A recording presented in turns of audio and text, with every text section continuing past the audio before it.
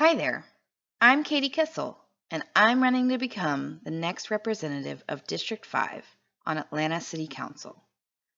I love Atlanta, and I've committed my life to helping the city become what we all know she is capable of, a city that is both accessible and equitable. Right now, we are farther from that dream than any other city in the United States. We are the home of the civil rights movement, yet we have the highest income inequality and lowest income mobility in the country. As our population continues to outpace the number of homes being built, I'm afraid we haven't seen the worst. With a $2 billion operating budget, Atlanta must find ways for us to fulfill our basic services as well as elevate those who've been historically marginalized. By investing in affordable housing, complete streets, infrastructure improvements, and more efficient city systems, we can make this city work for all of its citizens.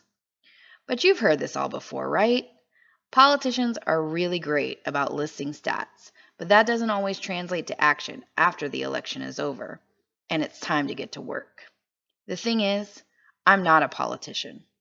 I am a mother, a wife, a neighbor, a farmer, a leader in my community, a mentor to at-risk youth, an advocate for integrated schools, and an activist for civil rights.